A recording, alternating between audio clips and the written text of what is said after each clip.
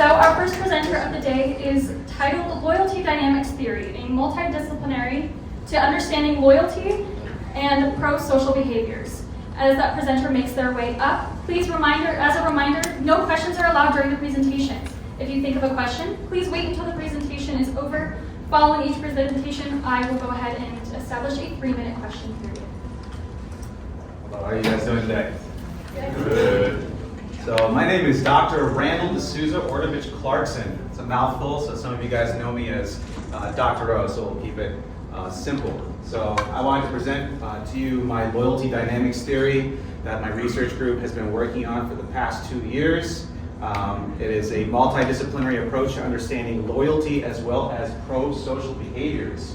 And so my research team includes myself. I come from a psychiatry as well as a neuroscience background, and my research is mostly in neuroprotective compounds that help to prevent neurodegenerative diseases. So my Parkinson's Project Lab is a separate group that I have. And my friend and colleague, Cameron Esprit, who is currently working as a psychotherapist, is my research partner in this. We put this group together about 2.5 years ago now. And then last year we brought on Dr. Megan Branham, who is part of the College of Humanities. And she is a psychologist, and her background is in social psychology, positive psychology, and she also runs the EPIC lab here on campus. And we also have 13 undergraduate research assistants and 9 former research assistants as well that have since graduated. So, why study loyalty? Loyalty, unfortunately, has been relegated to the economic domain. When you research loyalty, it's going to be mostly like brand loyalty, consumer loyalty, but there's a lot more that goes into loyalty than just economics. It also encompasses things like, for example, evolutionary biology, relationships, trust, organizations, enhancing group survivability. So you have to have loyalty to be able to establish trust between individuals so that you can have that type of group dynamic so that individuals can work together, especially with reciprocal altruism. And then loyalty is actually part of moral foundations theory, which is a idea put together by Dr. Jonathan Haidt.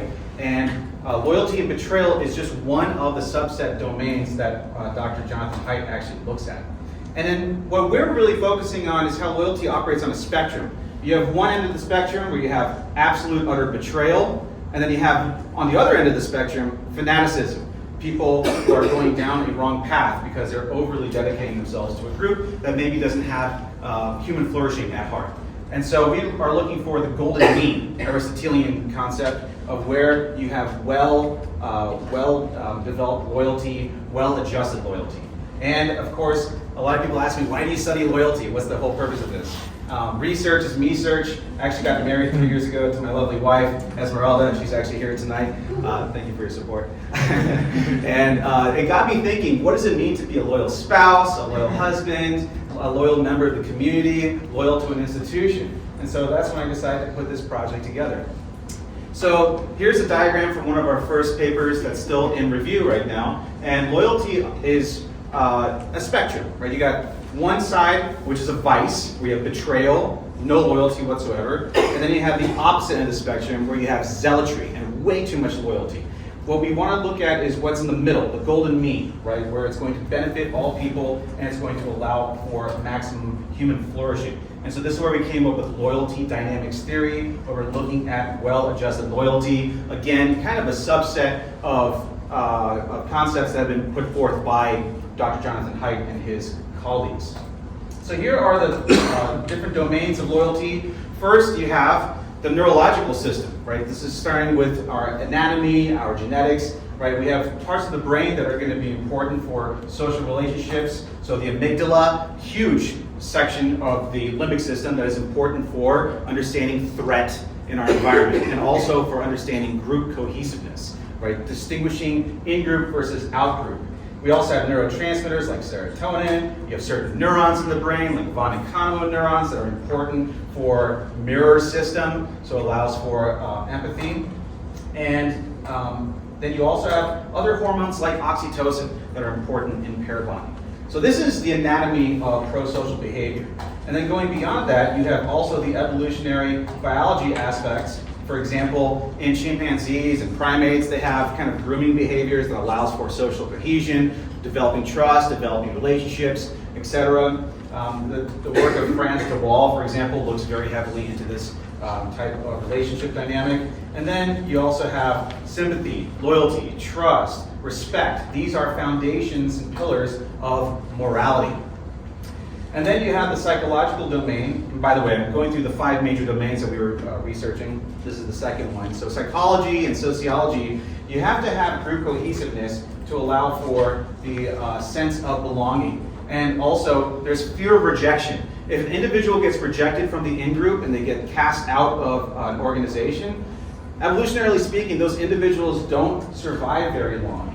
And again, here's Dr. Jonathan Haidt, who looked at loyalty as a subset of his moral foundations theory. So we'll talk about that briefly in a second here. Economic domain, I don't want to focus on this one too much because there's so much literature already available in the economic domain. But John Stuart Mill regarded humans as the Homo economicus, that we are fundamentally an economic creature. And so the way that we interact with each other in society is going to be based on a lot of these aspects that I've been talking about already. For example, aspects relating to group cohesion, trust, right? These are all psychological principles that allow individuals to work together in groups. The next domain is philosophy and literature. Philosophical concepts from Aristotle, for example, the golden mean. Aristotle's golden mean talks about how you have to have balance. You don't want to go in too extreme of different ends. And so to wrap up, I want to touch also on theological domain. In theological domains, you have loyalty as being a really important concept, the relationship between humanity and God. And of course, if you don't have a stable relationship with those around you and things deviate, you can go too far into realms of, for example, cults, tyrannical governments, right-wing and left-wing authoritarianism. When things get unhinged, it becomes extremely problematic. And this is what we're trying to understand. When is it that an individual becomes too loyal to a cause? And so here's one of the foundations of our research. Loyalty is the promotion of a chosen idea to be actualized through ethical means. Here are all the core tenets of our project. I'm not going to go into that in too much detail because I'm running out of time. And so this is a project that we've been working on for a long time. So there's a lot of information I'm trying to distill for you guys. Just to close out, let me just finish up just one last thing. So these are the major tenets right here at the very end, in order of importance. So going from biological domain all the way to the theological domain. At the very top, the theological domain, that's our relationship with God, right? That's the ultimate telos that we're looking for, right? Everything else basically informs that ultimate domain. And so that's loyalty dynamics theory in a nutshell. Thank you very much.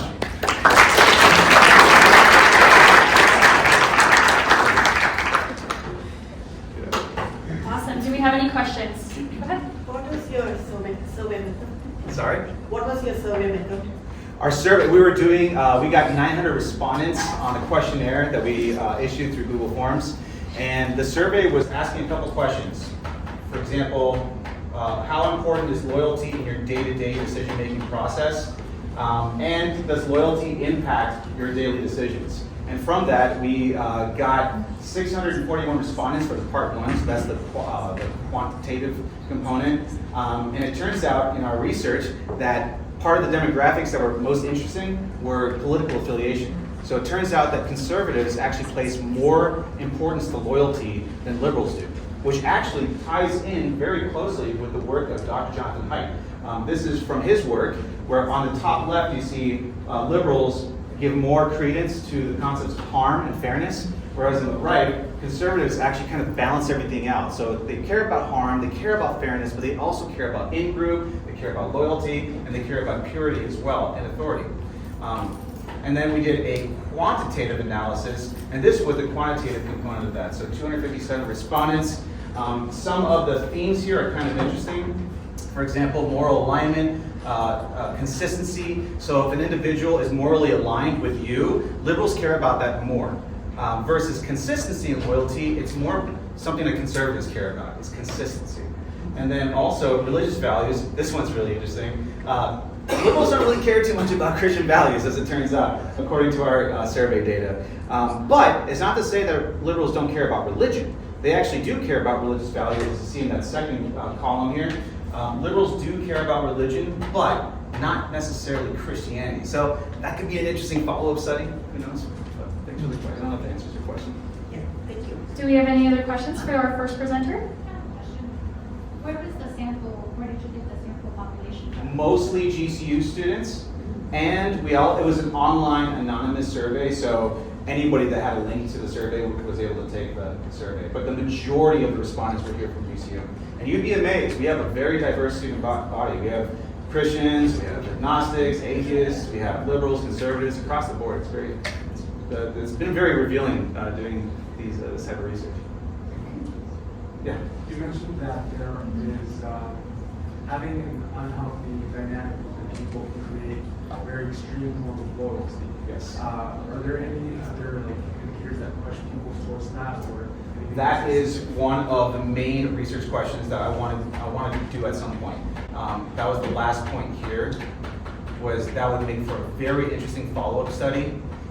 Right there, future area of research. What type of, demographic disposition, psychological disposition, who knows, right? What is it that leads an individual to follow a dark path and to basically dedicate themselves to a cause that does not allow for human flourishing? That's a question that still needs to be asked, so we'll be working on that hopefully in the coming years. Awesome. Thank you so much. We appreciate all of your time.